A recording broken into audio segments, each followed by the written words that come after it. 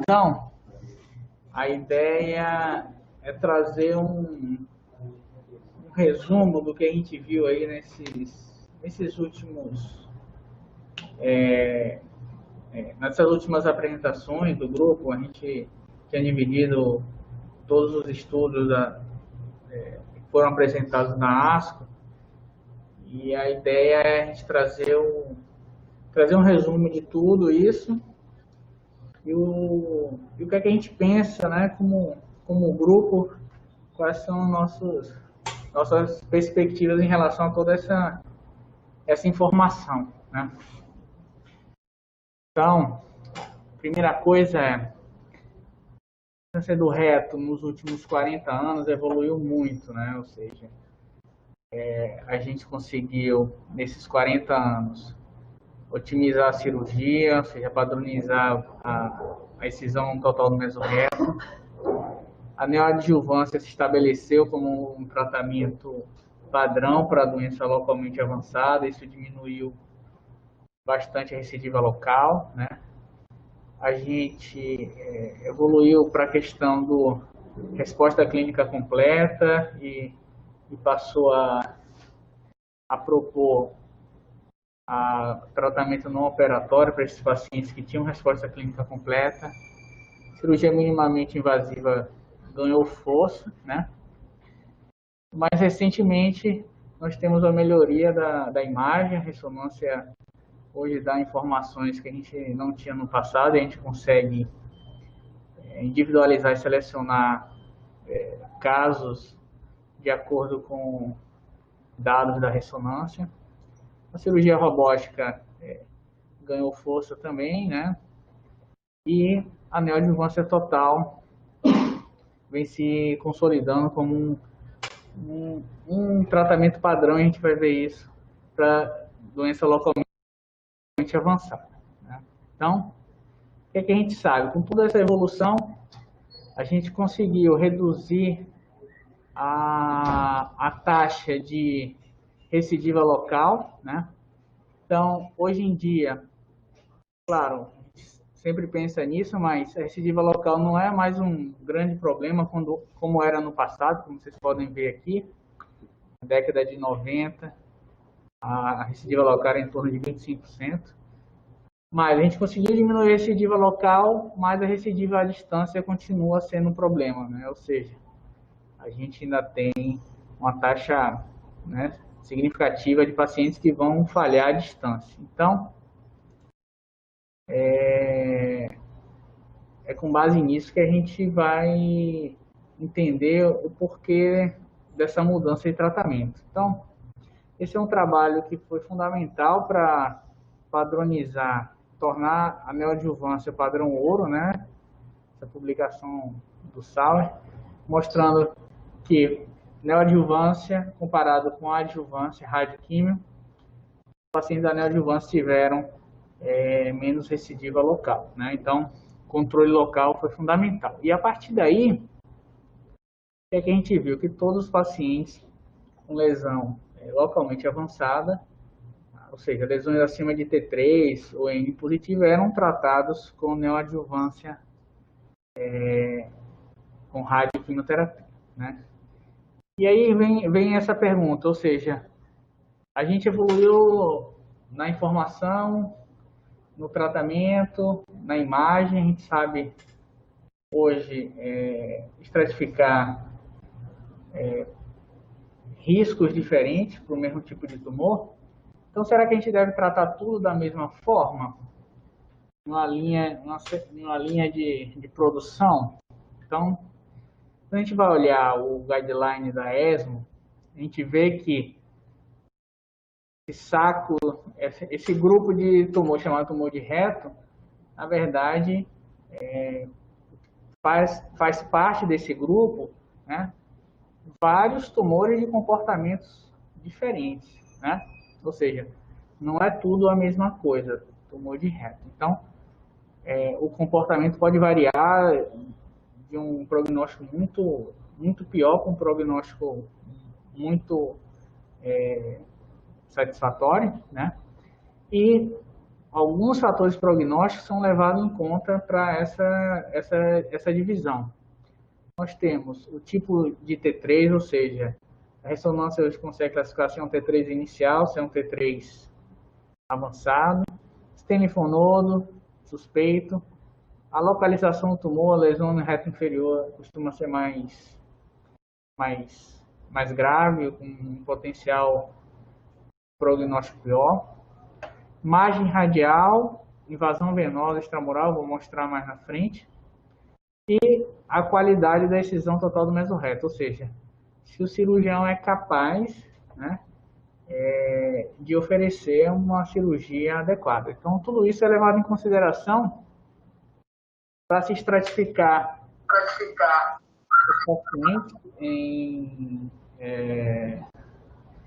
em relação ao risco e para se definir o tipo de tratamento, né? Então, a gente sabe que a invasão venosa extramural, que é a invasão de pequenos vasos próximos ao tumor, e a margem radial comprometida vista na ressonância, são os dois fatores prognósticos que mais impactam em termos de resultado, né? Ou seja, e eu vou mostrar mais na frente aqui qual é esse impacto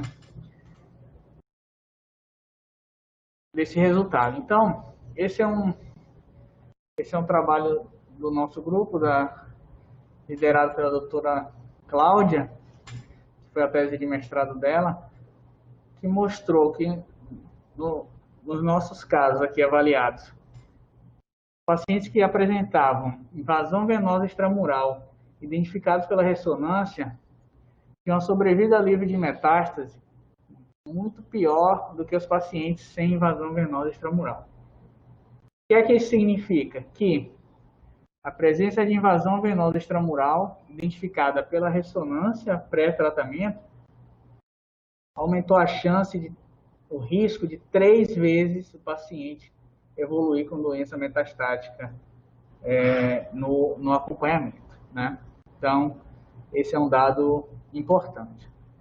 O outro dado importante, e que vários estudos mostraram isso, e esse estudo do Mercury foi um estudo que mais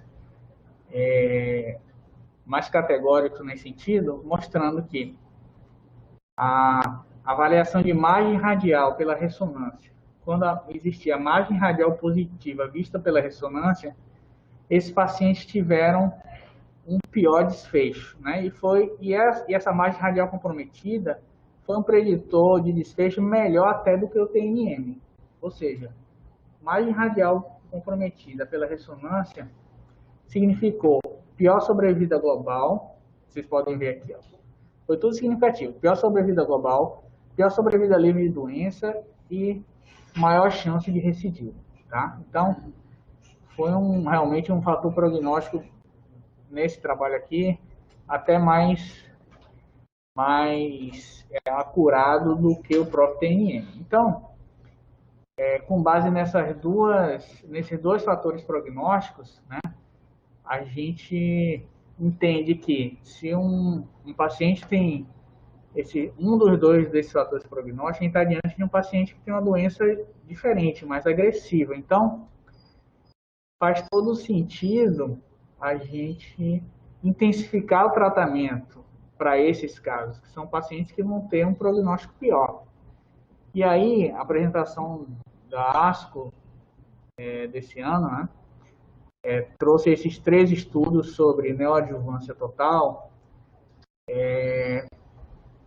e esses 3 estudos mudaram realmente a prática e o padrão ouro do tratamento desse tipo de doença. Eu vou tentar resumir isso aqui para a gente entender. Mas antes da gente falar sobre esses 3 estudos, é importante a gente entender alguns conceitos. Então, o tratamento padrão qual é? Radioquimioterapia, seguido de cirurgia e depois quimioterapia adjuvante, certo? Esse é o tratamento padrão.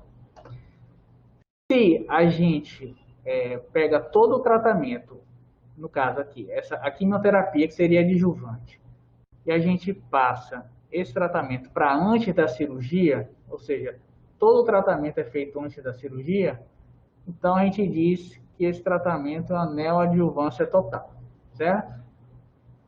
Agora, essa neoadjuvância total tem várias formas de ser feita. Se a neoadjuvância total, a quimioterapia, né, é feita inicialmente com quimioterapia sistêmica, depois seguida de radioterapia ou radioquímio, se diz que é uma quimioterapia de indução. Começou com quimioterapia.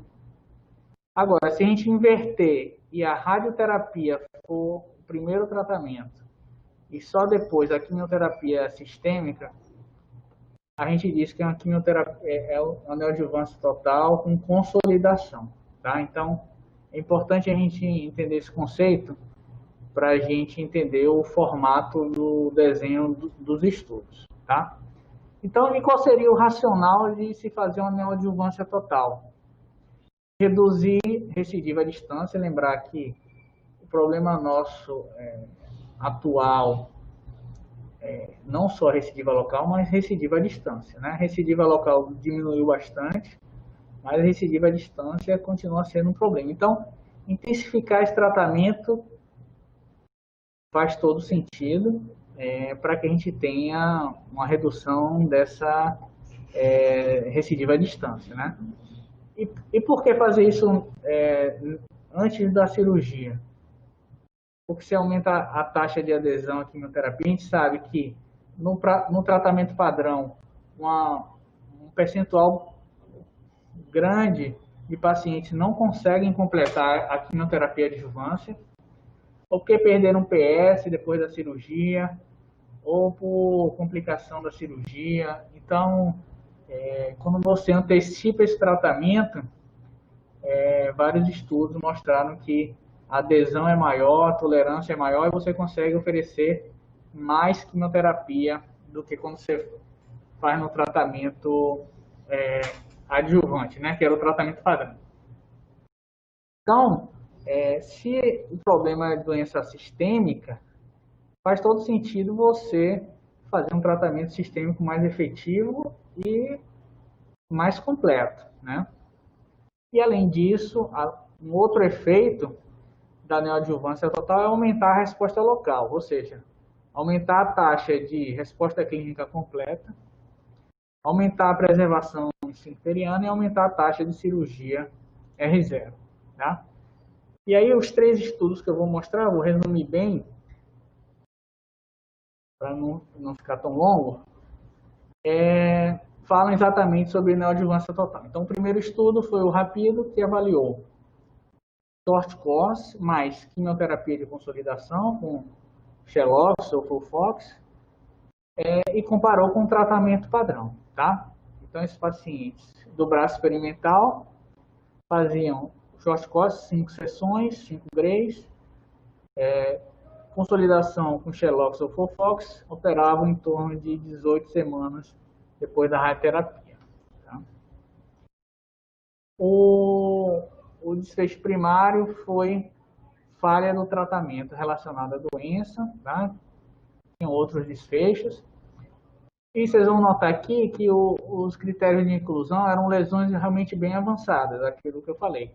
Lesões T4, com invasão venosa extramural, face nasoretal comprometida, linfonodos pélvicos laterais, N2, doença, então doença realmente bastante avançada. E aí vocês vejam aqui que realmente o perfil era avançado. 31% tinham lesões T4, 65% eram N2, invasão venosa 30%, margem radial comprometida em 60% e linfonodo pélvico lateral 15%. Tá? Então, aqui era o desenho do estudo, o short course, de consolidação e o tratamento padrão. Tá?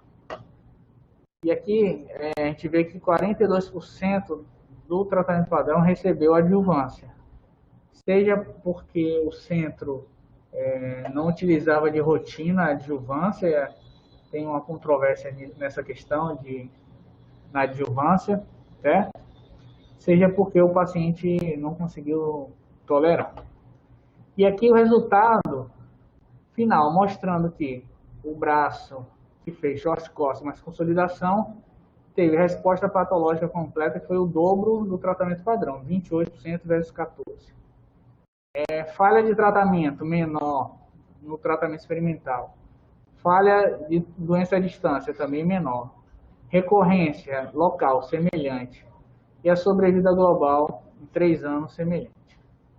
Então, quando a gente vai ver aqui em relação à falha do tratamento, o braço experimental foi melhor, ou seja, menos falha de tratamento, seja local ou distância.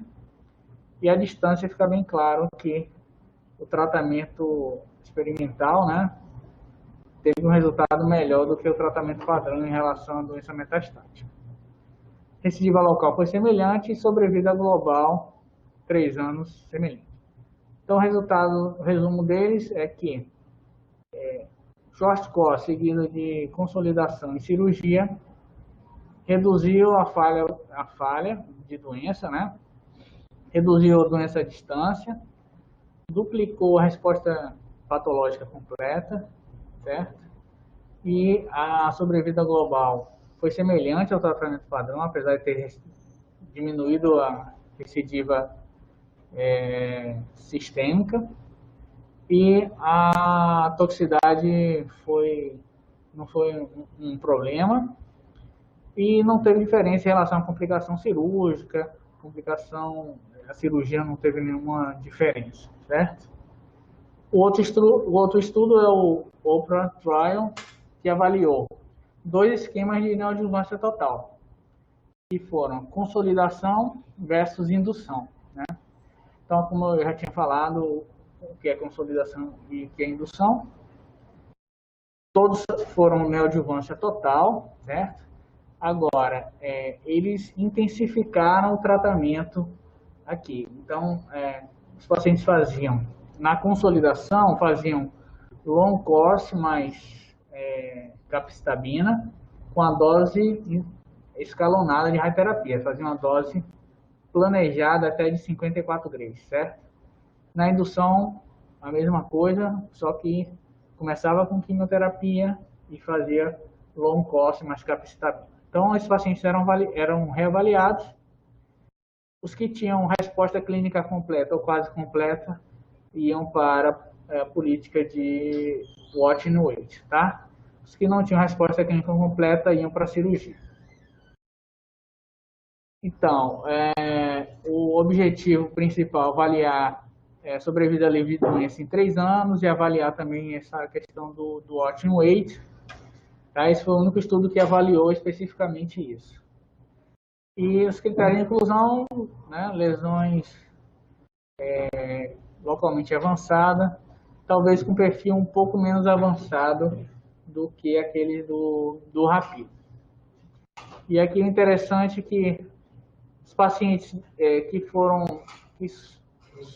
submetidos à consolidação, eles toleraram uma dose maior de radioterapia quando comparado à indução, certo? Em relação à sobrevida livre de doença e sobrevida livre de metástase foi semelhante, certo? Então, a princípio, tanto faz fazer consolidação quanto indução, não há diferença, mas a diferença se mostrou aqui, ou seja, o grupo que fez consolidação teve muito mais resposta clínica completa e conseguiu ser submetido a menos cirurgia do que o grupo que fez indução, tá? E aí o resumo do estudo é exatamente esse, né? Que, como vocês vão ver aqui, o grupo que fez consolidação, quase 60% tiveram resposta clínica completa e não foram operados, né? Pelo menos em 3 anos. Então, isso é um dado bem interessante. E o terceiro estudo e o último é o PRODIGE 23, que avaliou indução com esquema mais intensificado, né, que é o FOLFIRINOX, associado ao long course e comparou com o esquema padrão. Tá? Em relação aos critérios de inclusão, lesões localmente avançadas, como a gente viu nos outros estudos, tá? E o endpoint primário é sobrevida livre de doença. Tá? Em relação à toxicidade, não houve nada assim que chamasse a atenção. A única coisa que teve mais neutropenia e redução, menor tolerância da radioquimioterapia. Lembrar que esse foi um esquema de indução, ou seja, começou com quimioterapia, com esse esquema mais intensivo, que é FOLFIRINOX, e só depois foi para radioquimio, né? Então, esses pacientes toleraram um pouco menos, teve um pouco mais de toxicidade, né? Pelo menos neutropenia, mas se você for ver, quem conseguiu fazer mais do que 48 grays, os dois grupos foram semelhantes, ou seja, a boa parte conseguiu finalizar o tratamento. Tá? Então, de dado interessante aqui, nós temos a questão da cirurgia, né? Que teve mais cirurgia R0 no grupo que fez a neoadjuvância total, nesse esquema, né? E em relação à doença metastática também foi menor no grupo que fez a neoadjuvância total, certo? E em relação à resposta patológica completa, semelhante àqueles outros estudos, o grupo que fez neoadjuvância total teve resposta patológica completa bem maior do que o tratamento padrão, 28, quase 28% contra 12%, certo? Em relação à sobrevida livre de doença também foi melhor no grupo que fez neoadjuvância total. Sobrevida livre de metástase também. Né? E a conclusão é que, do estudo, que essa neoadjuvância com indução com FOLFIRINOX teve uma toxicidade manejável, que não atrapalhou muito a questão da tolerância, certo? E os pacientes tiveram um aumento da probabilidade de resposta clínica, de resposta patológica completa, maior probabilidade de cirurgia curativa e melhor sobrevida livre de doença e sobrevida livre de metástase. E aqui é o resumo dos 3 estudos. Quando a gente olha em relação à sobrevida livre de doença e sobrevida livre de metástase, todos os braços que fizeram na adjuvância total tiveram sobrevidas semelhantes, independente de qual forma foi feita, tá? E em relação à resposta patológica completa, Rapido e o Prodigi, que foram que avaliaram isso, foi semelhante, né? E o OPRA foi o único que avaliou a questão do resposta clínica completa, que são coisas completamente diferentes, né? A taxa foi bem alta, né?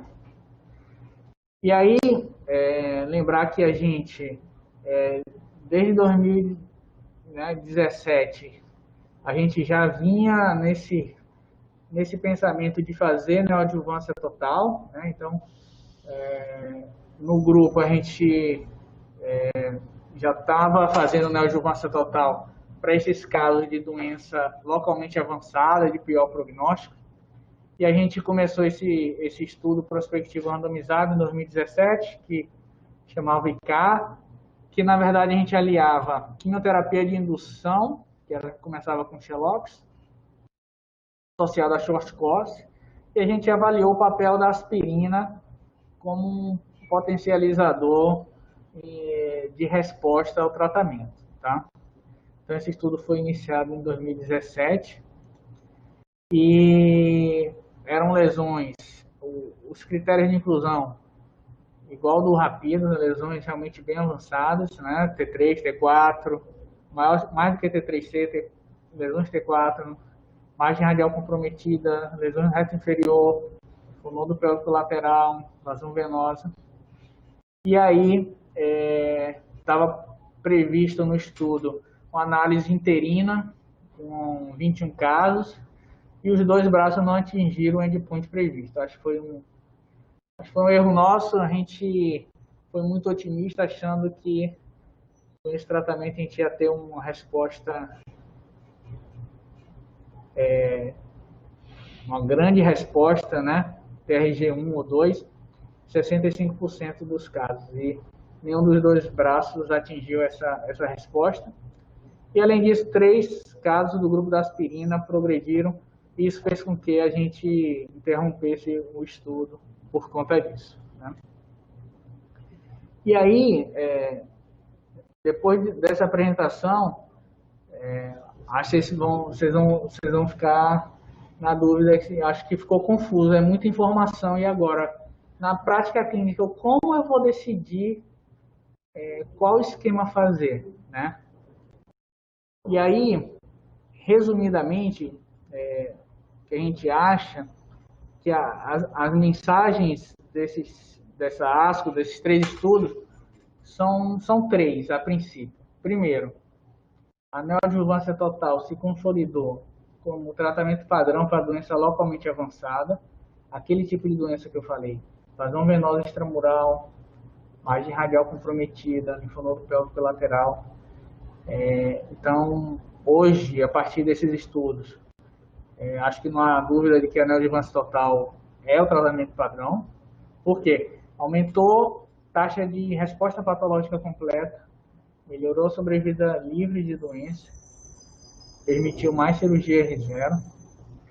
Um outro dado, outra mensagem é que o short course é um tratamento seguro e é que a gente já vinha fazendo short course já há algum tempo aqui na instituição, mas para lesões não tão avançadas como a gente viu no Rapido e nesse esquema de short course associado à neoadjuvância total, realmente o short course parece ser um tratamento seguro, né?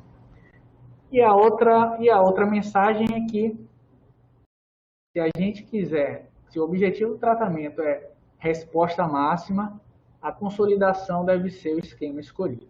Então, isso resume um pouco para que caminho seguir. Então, se eu fosse ser mais resumido, eu falaria que o tipo de esquema que a gente vai escolher vai ser aquele esquema de acordo com o seu objetivo no tratamento. Se o seu objetivo é atingir a resposta máxima, a gente vai tender para um tipo de tratamento. Se o objetivo é só reduzir recidiva local, recidiva à distância, a gente vai tender para outro tratamento, tá? Então, eu trouxe aqui 3 casos que, ao meu ver, são casos que são todos de tumor de reto localmente avançado, mas que provavelmente a forma de tratamento vai ser completamente diferente em relação ao esquema de neoadjuvância total. Então, esse primeiro caso é um T3C-N0, tem invasão venosa positiva, margem radial negativa, um tumor de reto médio. Esse é um caso que a gente precisa de resposta, não é um caso que a gente precisa de uma resposta clínica completa, esse paciente vai ser operado de qualquer forma. Então, nesse cenário, a presença de invasão venosa extramural fala a favor de uma neoadjuvância total, como a gente já viu aqueles dados. Aqui, então, se encaixaria Rapido como um short course, mais uma consolidação. Eu acho que cairia bem. A mesma coisa aqui nesse caso 2. É uma lesão localmente avançada, que é um T4B, N2, com margem radial negativa, invasão venosa extramural e um tumor de reto médio. Se encaixaria nessa mesma situação, tá? E o terceiro caso, que é uma lesão também localmente avançada, mas que a gente já tem margem radial comprometida, invasão da próstata, tem contato com o esfíncter, então a cirurgia vai ser uma amputação de reto. talvez esse paciente aqui mereça uma resposta máxima. E aí, aquele esquema do OPRA de intensificar a dose da radioterapia, fazer uma radioterapia long course e uma consolidação, talvez seja um esquema mais lógico para esse tipo de paciente, né? Então, essa é a nossa rotina para doença localmente avançada. Aumentar aqui? Aqui? Ah, tá. Ok. Tá bom? Então, esse é o nosso esquema de tratamento para lesão localmente avançada. Então, lesão T3C, T3D, qualquer N, né? Pode ser N0, N1, N2. Ou seja, não é mais um T3 inicial. Margem radial livre, invasão venosa extramural, eu acho que existem algumas possibilidades de tratamento. Short course isolado, o long course tradicional mais cirurgia, short course mais cirurgia, né? Ou neoadjuvância total mais cirurgia. E aí, a questão é que eu acho que qualquer um desses tratamentos são possíveis, mas a questão da invasão venosa, como a gente viu, de aumentar a chance de doença metastática, nos leva a geralmente preferir a neoadjuvância total para esse tipo de paciente, tá? E aí pode ser de várias formas, né? Mas esse outro tipo de estratificação, que é margem radial comprometida, lesão T4, invasão venosa extramural, linfonodo lateral pélvico, esse é o tipo de doença que vai merecer uma neoadjuvância total. E aí a gente tem todas aquelas formas de neoadjuvância total que eu mostrei, e a forma que a gente vai escolher realmente vai depender do objetivo do nosso tratamento. Se a gente quiser uma resposta máxima, a gente vai tender a fazer o OPRA. Se a gente quiser reduzir basicamente recidiva local e melhorar a sobrevida livre de doença, o rápido para a gente faz mais sentido, porque a gente faz short course, a gente economiza tempo de tratamento na radioterapia. Com um paciente long course, a gente consegue tratar 5 no short course, então, para a nossa instituição faz todo sentido, né? E aí vem o nosso pensamento, né, como grupo, de que a gente, na verdade, desenhou um outro estudo e que faz todo sentido para a nossa realidade, para a nossa instituição, que é o chamado SHORT-K, que a gente mesclou indução, short course, consolidação no mesmo formato. Então, qual seria o racional? E a gente, isso já está no comitê de ética já para ser aprovado, e a gente deve começar ainda esse ano esse estudo. Qual é o racional? A gente tem uma fila grande de radioterapia, porque a gente trata aqui no INCA a radioterapia de todo o estado. Então, nem sempre a gente consegue começar a radioterapia muito rápido por conta dessa fila grande. Então, faz todo sentido para a gente começar com quimioterapia, que a gente consegue, a logística é mais fácil, né? Começar com quimioterapia, 2 aplicações de Xelox, ir para o short course e depois continuar com consolidação para ter aquele benefício da maior resposta com consolidação, certo? E a cirurgia estaria programada em torno de 16 a 20 semanas depois do término da radioterapia, né? Então, esse formato, acho que faz todo sentido para a nossa instituição.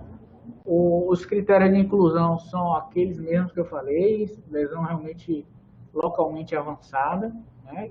E que é o perfil dos nossos pacientes aqui, né? Então, na verdade, acho que a grande maioria dos nossos pacientes vão se encaixar nesse nesse protocolo, tá? Então, eu acho que ainda para decidir qual o melhor formato de tratamento, ainda é um quebra-cabeça e precisa de um trabalho em equipe realmente para montar todo esse quebra-cabeça e ajustar qual o melhor tratamento para cada paciente de forma individual. Mas eu não tenho dúvida que é fundamental esse trabalho em equipe e trabalhar numa equipe dessa com profissionais não só competentes, mas realmente bem comprometidos, torna o trabalho muito mais fácil. Beleza. Obrigado.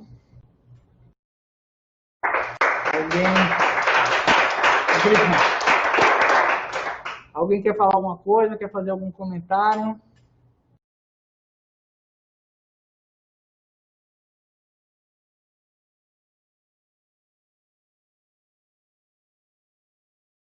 Não? Então, vamos seguir para o nosso caso? Vamos.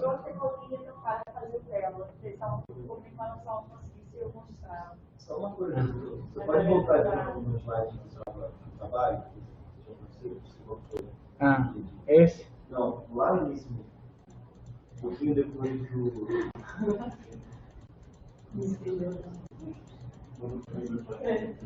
Não, meu filho. Qual? Vai. Esse? Não, do trabalho mesmo, você gostou do trabalho. Aí vai pra frente. Aí, esse aí. A taxa de recidiva ali, nesse daí, era local ou à distância? Você disse que era menor.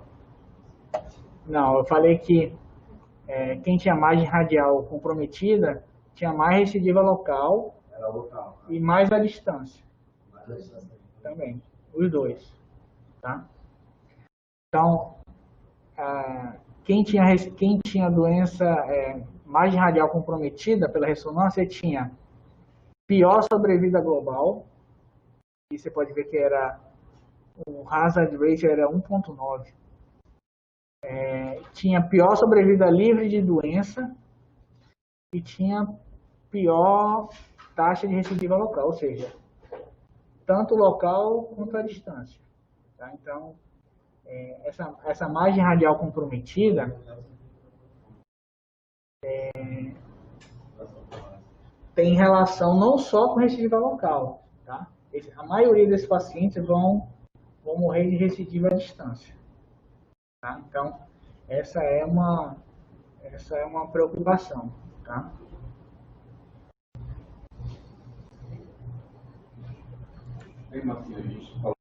Você falou sobre o tratamento do câncer direto, ali era não metastático, né? Não metastático. Mas geralmente o paciente vem com metástase hepática. Metade dos pacientes têm metástase hepática no momento diagnóstico. E como você usa o short course no cenário de metástase? Você tende a usar mais short course quando tem metástase hepática, no tratamento da metástase hepática? E qual seria a vantagem de short course e long course para o tratamento do reto, independente da metástase? Quando você escolhe short course e long course para tratar o reto e o long course short course no cenário de doença metastática? Tá, então, antes desses estudos, o que a gente fazia? Se tinha doença sincrônica, a gente começava com quimioterapia, porque geralmente, é claro que a gente acaba tendo que individualizar os casos, não dá para dar uma resposta assim para todos os casos. Mas se a doença no fígado era a doença potencialmente mais grave, que geralmente é a doença que vai levar o paciente a óbito, a doença metastática. Então, a gente começava com quimioterapia sistêmica, e aí, depois da quimioterapia sistêmica, a gente indicava short course se a doença local era uma doença que não precisava de uma resposta assim tão intensa, ou seja, é uma lesão que ia ser operada de qualquer forma e que, na verdade, a gente só queria reduzir a chance de recidiva local. Então, geralmente a gente indicava o short course. Por quê? menos tempo de tratamento, certo? Do ponto logístico é mais fácil. E o objetivo ali é diminuir a recidiva local. O tratamento sistêmico a gente já fez com a quimioterapia inicialmente. Então, a nossa ideia era fazer essa quimioterapia sistêmica, fazer o short course nesses casos que não precisasse de uma resposta máxima, operar o fígado e depois operar o reto. Por quê? A gente ganhava tempo. Lembrar que o intervalo entre a radioterapia e a cirurgia, quanto maior o intervalo, maior a resposta. Então, a gente ganhava tempo, esse paciente ainda estava tendo resposta no reto, enquanto estava operando o fígado para depois operar o reto. Agora, se fosse um caso que a gente precisasse de uma resposta máxima no reto, que a lesão no reto fosse uma lesão muito volumosa e que fosse uma cirurgia que fosse uma amputação de reto, por exemplo, a gente tende a escolher o long course. Então, a questão é realmente do objetivo da lesão do reto que você quer, entendeu? E aí, é claro que não dá para a gente comparar o OPRA com o Rapido, por quê? O OPRA, eles avaliaram especificamente a resposta clínica completa, ou seja, aquele paciente que respondeu completamente, clinicamente, né? Eles pensaram na possibilidade de watching wait, né? O OPRA não, eles todos foram operados, então a gente não sabe realmente qual é o grau de resposta clínica completa com aquele esquema de short course mais consolidação. Mas se a gente quer uma resposta máxima, e aí a ideia é tentar não operar, vamos supor, se uma amputação de reto, você quer livrar o paciente da amputação. E aí faz mais sentido fazer aquele esquema de long course com a dose escalonada, ou seja, uma dose maior, porque provavelmente esse paciente vai ter uma maior chance de ter uma resposta clínica completa. Mas a gente não sabe se isso existe o maior benefício dele no longo course. Mas parece existir. O longo course tem mais taxa de resposta completa. Long course com dose escalonada, tá? A gente faz, qual é o tratamento padrão aqui? 50,4 grays. O que é que eles fizeram? O que é que o pessoal da Angelita faz? 54 grays, tá? Ou você faz 50 grays, ou faz um boost de 4 grays, ou você distribui essa dose durante o tratamento. Tanto faz. Mas parece que essa dose maior tem relação com maior resposta. Então, acho que a grande lição é saber qual o seu objetivo para você poder identificar qual estratégia é melhor. Então, hoje a gente tem várias estratégias, né, que no passado a gente não tinha. Aqui, para a gente utilizar o short course é muito interessante, porque a gente diminui nossa fila, a gente trata mais paciente. O paciente vem só 5 dias aqui, não precisa vir 25 dias, 28 dias, entendeu? Então, para a gente é interessante o short course. Mas o short course aliado à neoadjuvância total, né? Certo? Pode tentar espelhar a tela dela. Tá. Claudinha, você conseguiu aí? Tá me escutando? Tô. Não, eu consigo acessar, mas ainda não consigo. Vou ter que falar com o rapaz para me botar como palestrante. Fala com o Paulo. É isso. Palestrante, como é que eu faço aqui? Vou falar aqui. Mandei uma mensagem. Vou mandar uma mensagem para o Paulo. Mas se a Luísa quiser comandar aí, eu entro. Então, beleza. Então, Qualquer coisa eu vou começando sozinho, mas se você conseguir a gente troca. Mas deixa eu te fazer uma pergunta. A ideia então é sempre trazer todo o crescimento para frente, é isso? Não fazer mais padrão. Para aquele tipo de paciente. Avançar. É uma coisa que a gente já vem fazendo, na verdade. Só que agora a gente tem mais embasamento para fazer isso, entendeu? Entendi. A gente já vinha nesse caminho há algum tempo. Só que agora a gente tem, né, mais embasamento para fazer isso. Entendi. E aí o tratamento padrão você faz como também? Porque se for T3 inicial, você opera direto? Né? Aí acho que o tratamento padrão vai ser acabado. Vai ser acabado. Pelo menos aqui na nossa instituição, né? Por quê? Até isso virar uma realidade, isso depende de uma estrutura. Nem todo mundo consegue fazer o que a gente faz aqui. Na verdade, poucos lugares Com certeza. conseguem fazer o que a gente faz aqui. Então, eu acho que, de uma forma geral, acho que o tratamento padrão ainda vai continuar, mas acho que para a nossa realidade, a gente vai praticamente abandonar o tratamento padrão. Ou vai ser cirurgia direto, ou vai ser tratamento intensivo na vigilância total. Entendi. Beleza. Doutor, você fazendo esse tratamento de vigilância total e você opera quanto tempo depois do tratamento? Então, vocês veem ali que se você faz consolidação, Peraí, tirei. você... Como é que eu volto? Não, não. Se você faz consolidação, você vai tratar, você vai operar ele com um tempo bem maior. Então, a nossa ideia, você vê que com o Rapilo, o tempo médio foi 18 semanas. Entre o término da radioterapia e a cirurgia. Lembrar que nesse período o paciente está tratando, ele não está sem tratamento, ele está fazendo quimioterapia. Certo? Mas parece que o intervalo de tratamento aumenta, é importante para aumentar também a taxa de resposta. Certo? Então a gente vai operar em torno de 16, 20 semanas nesse esquema de consolidação. Hoje em dia, o que a gente faz?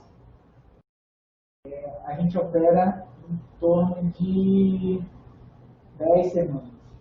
O que a gente fazia aqui, a neoadjuvância com indução. Quando a gente começou a fazer, a gente fazia com indução. A consolidação ainda era uma coisa